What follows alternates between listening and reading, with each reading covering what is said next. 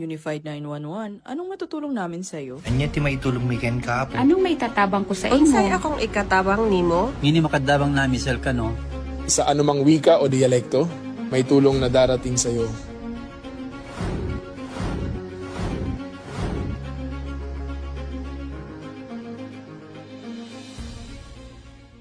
Lilingkod sa bawat Pilipino at magbibigay ng tamang impormasyon para sa tahimik at maayos na Pilipinas. Police News Network, alagad ng batas, tagapagtaguyod ng balitang pulis, sandigan ng mamamayan, patnubay ng katotohanan. La Campo Crame, maghahatid ng pinakahuling kaganapan at nagbabagang balita. Ito ang PNN Police News Network. At ngayon, ang inyong mga tagapagbalita. Magandang araw, Bagong Pilipinas. Ako ang inyong alagad ng batas, tagataguyod ng Balitang Pulis, Patrolman Regan Robles mula sa PNP Aviation Security Group. Maghahatid sa inyo ng tamang balita, kwento ng pulis at serbisyo para sa mamamayan. At ito ang PNP News Online. Ang pangunahing balita ng Police News Network, alagad ng batas, tagataguyod ng Balitang Pulis.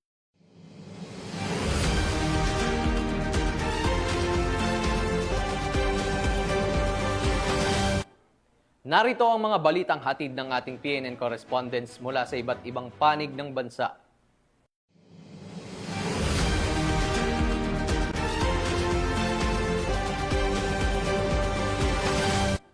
Walang takas ang isang suspect sa pagbebenta ng smuggled na sigarilyo matapos ang isinagawang bypass operation ng mga otoridad sa Pasakaw, Camarines Sur. Nakabalita dyan si Staff Sergeant Mercolito Lovendino Jr. Formal nang sinampahan ng kaukulang kaso ang isang 49 anyos na lalaki na kinilala sa alias na June matapos mahulihan ng mahigit 220,000 pesos na halaga ng mga iligal na sigarilyo sa isang bypass operation sa Pasakaw, Camarines Sur. Ang suspect, residente ng barangay Dalupaon, ay naharap sa paglabag sa National Internal Revenue Code o Train Law at Graphic Health Warning Laws. Naaresto ang suspect noong January 20 sa pinagsalib na operasyon ng Pasakaw MPS at Provincial Intelligence Unit katuwang ang CIDG Camarines Sur, RSOU at RID5 at Bureau of Internal Revenue Region 5. Sa operasyon, nasamsama ang ibang brand ng sigarilyo na walang tax stamps at walang nakapaskil na graphic health warnings na itinakda ng batas. Ayon kay Police Brigadier General Erosito N. Miranda, Acting Regional Director ng Pro5, mahalaga ang naturang operasyon upang maprotektahan ang kita ng bayan at kalusugan ng publiko. Dagdag niya, patunay ito ng matatag na pagtutulungan ng mga ahensya sa kampanya laban sa iligal na kalakalan. Kasakulukuyang nasa kustodiyo ng pulisyang sospek habang hinihintay ang resolusyon ng kanyang kaso. Mula dito sa Legazpi City, Albay, ako yung Police News Network Correspondent, Police Staff Sergeant Mercolito Lovendino Jr. Alagad ng batas, tagataguyod ng Balitang Pulis. Maraming salamat, Staff Sergeant Lovendino. Hindi na nakapalagpa ang nakatalang top 3 most wanted person sa kasong paglabag sa Republic Act 9165 o ang Comprehensive Dangerous Drugs Act of 2002 matapos itong maaresto sa Barangay Pasil, Cebu City. Nakatutok dyan si Patrolwoman Flora May Azares. Rehas ang top 3 most wanted person municipal level na may kasong paglabag sa RA 9165 o ang Comprehensive Dangerous Drugs Act of 2002. Matapos itong maaresto ng mga kapulisan ng Cebu City sa City Olawis, Barangay Pasil, Cebu City, nooy ka-22 ng Enero ng taong kasalukuyan. Kinilala ni Police Captain Giancarlo M. Reyes, Officer in Charge ng Police Station 6 Cebu City Police Office, ang wanted na suspect na si Melvin, 40 anyos, na residente ng naturang lugar. Ayon sa ulat ng pulisya, ang suspect ay naaresto sa bisa ng warrant of arrest para sa kasong paglabag sa RA 9165 o ang Comprehensive Dangerous Drugs Act of 2002 na walang rekomendadong piyansa. Samantala, kasalukuyang nasa kustodiya ng Police Station 6 ang suspect para sa dokumentasyon at tamang disposisyon. Ang kapulisan ng Cebu City ay nangangakong mas papaigtingin ang kanilang kampanya na labanan ng lahat ng uri ng kriminalidad upang matiyak ang kaayusan at kapayapaan sa bagong Pilipinas. Mula dito sa Central Visayas, Ako inyong Police News Network correspondent, Patrolwoman Flora May Asares, alagad ng batas, tagataguyod ng balitang pulis.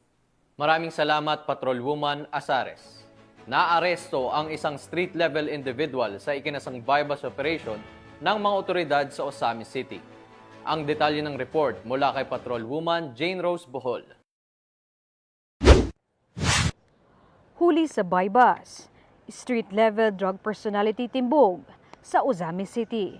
Timbog ang isang street-level drug personality matapos ang ikinasang bypass operation ng Osamis City Police Station sa Barangay Karangan, Osamis City nito lamang January 21, 2026 sa pamumuno ni Police Lieutenant Colonel Harvey S. Avellanosa, Chief of Police ng Osamis City Police Station. Isinagawa ng mga intelligence at operatiba ang operasyon matapos ang masusing intelligence gathering at pagmamanman sa iligal na gawain ng suspect. Nahuli ang suspect sa aktong pagbebenta ng hinihinalang iligal na droga. Ang suspect ay kasalukuyang nasa kustodiya na ng pulisya at naharap sa kasong paglabag sa Republic Act No. 9165 o Comprehensive Dangerous Drugs Act of 2002. Patuloy ang pinaigting na anti-illegal drug operations ng Osamis CPS bilang bahagi ng kampanya ng pamahalaan para sa isang ligtas at drug-free ng lungsod. Hinihikayat din ang publiko na makipagtulungan at magbigay ng impormasyon ukol sa mga iligal na gawain sa pamamagitan ng mga opisyal na hotlines ng Pro-10. Mula dito sa inyong higalang pulis, Regional Office 10 Public Information Office. Ako ang inyong PNN correspondent, Patrolwoman Jane Rose Bohol, alagad ng batas, tagataguyod ng balitang pulis. Maraming salamat, Patrolwoman Bohol. Tiniyak ng Quezon City Police District ang patuloy at mas pinaigting na pagpapatupad ng warrant day operations matapos maitala ang pagtaas ng mahigit 600 katao na naaresto noong taong 2025. Magbabalita dyan si Patrolwoman Rezalie Umalay. Ng Quezon City Police District ang patuloy na pagpapatupad ng warrant day matapos tumaas ng humigit 600 ang bilang ng mga naaresto noong 2025.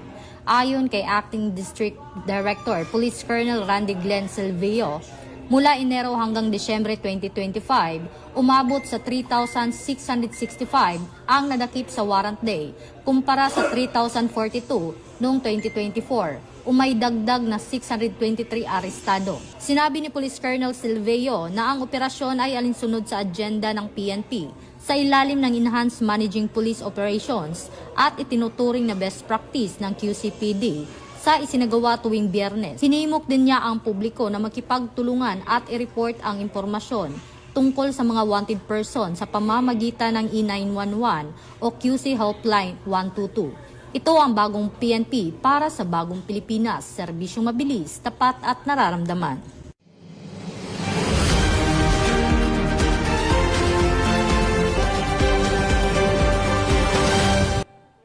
Isinagawa ng Philippine National Police ang PNP Day 2026 One-Stop Shop sa Campo Crame na pinangunahan ng Police Community Affairs and Development Group bilang bahagi ng selebrasyon ng anibersaryo ng kapulisan at pagpapalakas ng serbisyong mabilis, tapat at tunay na nararamdaman ng mga pulis at kanilang mga pamilya. Yan ang balitang hatid ni Patrolwoman Carmela Bianca Panganiban. Bilang bahagi ng pagdiriwang ng Philippine National Police Day 2026, matagumpay na isinagawa ang PNP Day 2026 One-Stop Shop nito lamang ika-22 ng Enero taong kasalukuyan sa PNP Bulwagang Lapu-Lapu, Camp Brigadier General Rafael T. Crame, Quezon City, bilang pagkilala sa dedikasyon at sakripisyo ng mga kapulisan at bilang pagpapalakas ng serbisyong panlipunan sa loob ng organisasyon. Ang aktibidad ay pinangunahan ni Police Lieutenant General Jose Melencio Sinar Tatis Jr., Acting Chief Philippine National Police, na kinatawan ni Police Lieutenant General Bernard M. Bana, Deputy Chief for Administration, kasama ang mga kasapi ng Command Group at mga directors ng National Support Units.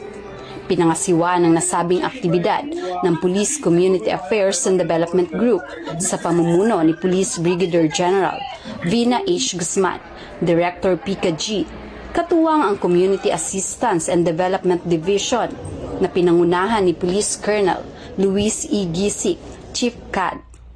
Lumahok sa aktibidad ang iba't ibang ahensya ng pamahalaan at pribadong institusyon na nag-alok ng mga serbisyong pangkalusugan, social welfare, dokumentasyon, binipisyo at iba pang mahalagang transaksyon. Kabilang dito ang medical consultations, membership services, loan and benefit inquiries, civil documentation assistance at iba pang frontline services. Tinatayang mahigit 500 na kalahok na binubuo ng mga kapulisan, kanilang mga dependents at iba pang stakeholders ang aktibong nakiisa at nakinabang sa nasabing aktibidad. Sa kabuuan, ang PNP Day 2026 One-Stop Shop ay matagumpay na naisakatuparan at nagsilbing patunay na pagsusumikap ng PNP na maghatid ng serbisyong mabilis, tapat at nararamdaman, hindi lamang sa publiko, kundi lalo na sa buong hanay ng kapulisan. Mula dito sa Campo Crame, ako ang inyong PNN correspondent, Patrolwoman Carmela Panganiban, alagad ng batas, tagataguyod ng Balitang Pulis. Maraming salamat, Patrolwoman Panganiban. Nangako ang Philippine National Police na makikipagtulungan sa mga kinauukulang ahensya ng pamahalaan sa validation at verifikasyon ng mga flood control projects na kasalukuyang iniimbestigahan matapos lumabas ang ulat na may maling coordinates ang ilan sa mga proyekto. Yan ang tinutukan ni Patrolman Don Brosas. Ang Philippine National Police sa validation at verifikasyon ng mga flood control project na iniimbestigahan matapos lumabas ang ulat na may maling coordinates ang ilan sa mga ito. Ayon kay Acting Chief PNP Police Lieutenant General Jose Melencio Nartates Jr., katuwang ng pulisya ang Independent Commission on Infrastructure sa inspeksyon ng mga questionableng proyektong pang-infrastruktura kabilang ang flood control. Ang hakbang ay kasunod ng pahayag ng Department of Public Works and Highways na kailangan ulitin ang ilang inspeksyon dahil sa hindi pagkakatugma ng grid coordinates ng mga proyekto. Samantala, binigyang diin din ni Police Lieutenant General Nartates na handa ang PNP na magbigay ng technical at investigative support bilang bahagi ng pangako nito na tiyakin ang katotohanan, pananagutan at mapanatili ang tiwala ng publiko sa pamahalaan. Ito ang bagong PNP para sa bagong Pilipinas, serbisyong mabilis, tapat at nararamdaman.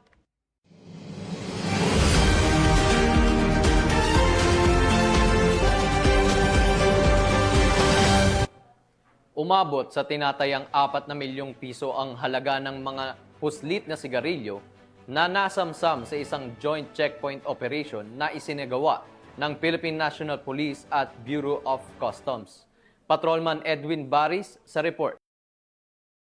Sa 40 pesos na halaga ng hinihinalang smuggled na sigarilyo ang nasamsam ng Philippine National Police at Bureau of Customs matapos maharang ang isang wind-van truck sa isang checkpoint sa barangay Pinantaw, Parang, dakong alas 11:30 ng umaga nitong Martes. Ayon sa PNP, nadiskubre ang 4,582 na rims ng sigarilyo na nakatago sa loob ng mga dingding at sahig ng sasakyan. Nabigo ang driver na magpakita ng anumang dokumento na magpapatunay sa legalidad ng kargamento dahilan upang arestuhin ang mga sospek. Nakumpiska ang mga sigarilyo at ginamit na sasakyan at kasalukuyang nasa kustodiya na ng otoridad habang inihanda ang turnover sa Bureau of Customs at pagsampa ng kaukulang kaso. Naharap ang mga sospek sa kasong paglabag sa RA 10863 o Customs Modernization and Tariff Act at iba pang kaugnay na batas. Ito ang bagong PNP para sa bagong Pilipinas, serbisyong mabilis, tapat at nararamdaman.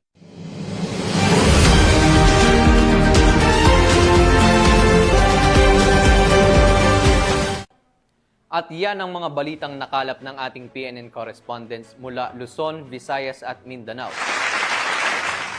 Sa ngalan ng pamunuan ng Philippine National Police, sa pangunguna ni Acting Chief PNP Police Lieutenant General Jose Melencio Nartates Jr. at sa pamumuno ni President Ferdinand Bongbong Marcos Jr. Kami ay maglilingkod sa bawat Pilipino at magbibigay ng tama at balansing balita.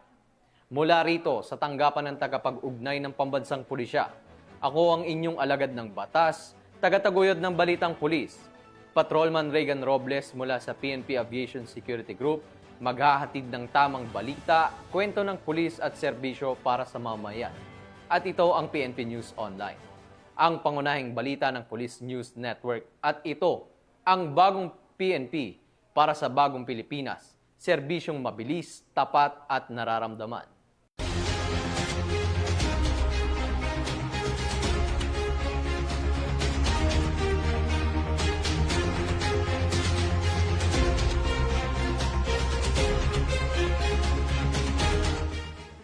Police News Network, alagad ng batas, tagapagtaguyod ng balitang pulis.